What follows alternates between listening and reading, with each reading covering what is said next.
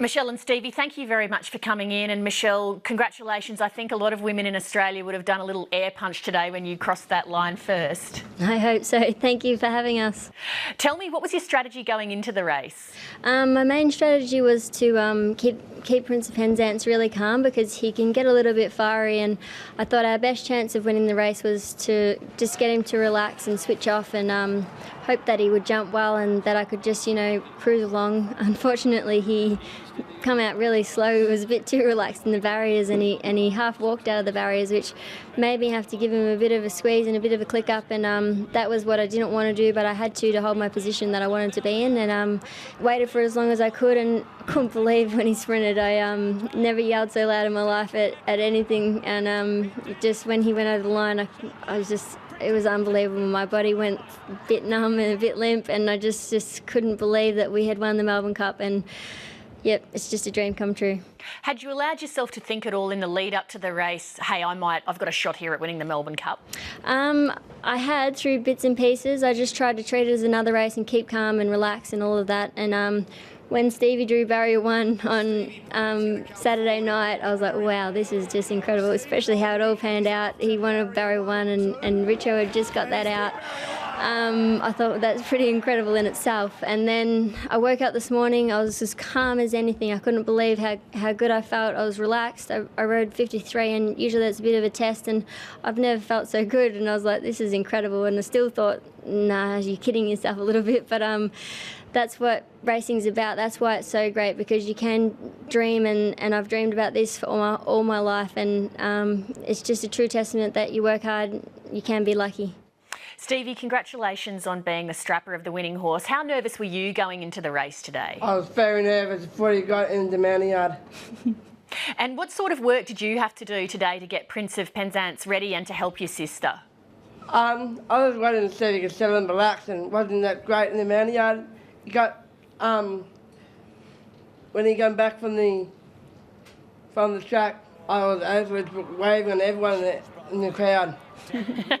And what did you think when you saw them come powering down that straight? I can't believe it. That was so good. Did you have a bet today? Yeah, 10 hours each way on it. Oh, well done. Michelle, tell me a bit about your family. It's a big family, and so many of you are into racing. How did that come about? My dad was a jump jockey and then a horse trainer, and we used to ride the horses when we were young. My older sisters, I'm the youngest of 10, and we all grew up with horses, and he never really pushed us into it. We had to work to earn our keep, but he didn't, I don't think, really wanted us to be jockeys, but if we wanted to, he gave us his full support. And from when I was 5 years old, I used to drive him mad. I used to go to bed and hold on to his hand and say to him, don't forget to wake me up in the morning. And if I'd wake up and he wasn't there, I was so mad at him. I'd go running over to the stables crying, Dad, you forgot to wake me up, because I wanted to ride the horse. And I used to be a bit annoying, but he was so good. He was so supportive about, like, my whole career. When you're down, he brings you up, and that's what it's all about. And he's been an amazing dad, because your mum very tragically died in a car accident when you were 6 months old, and so he had to raise all of you kids on his own. And if anyone had to get up early in the morning to do something because his daughter was badgering him, he had to do it himself. Exactly. He was, the older I am now, I appreciate that he was just absolutely amazing.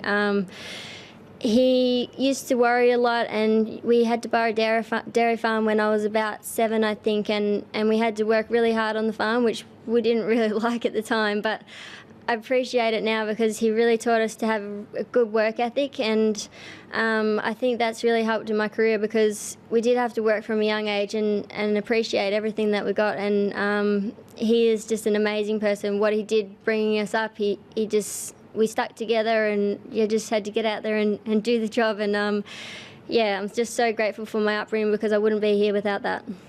And have you had a chance to chat to your dad since the race this afternoon? No, I tried to ring him, but I don't think he didn't answer. He's probably out mowing the lawns or something, so I haven't had a chance yet. And Stevie, what about you? What are you going to be doing to celebrate tonight? Probably go back to Taylor Stables. Have a few drinks. Michelle, you've ridden this horse for his whole career. What sort of emotional attachment do you have to him?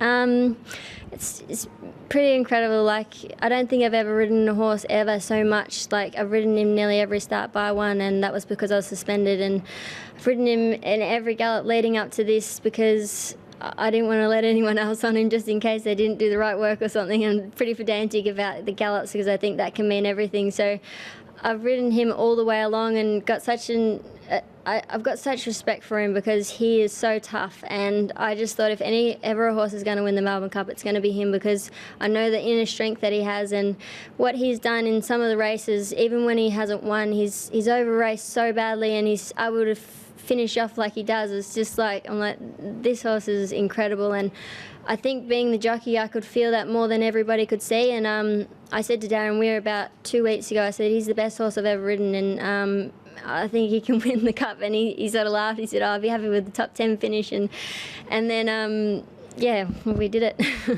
How do you feel about the significance of being the first female jockey to win the Melbourne Cup in its history?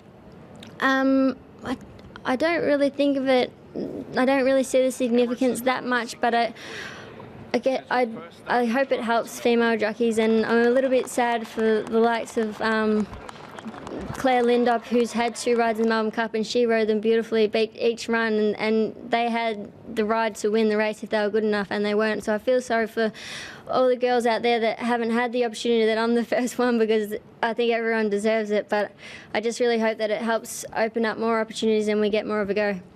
Well, you were the one who did it today, and you did deserve it too. And so congratulations, Michelle, and to you too, Stevie. Well done. Thank you. Thank you very much. Thank you very much.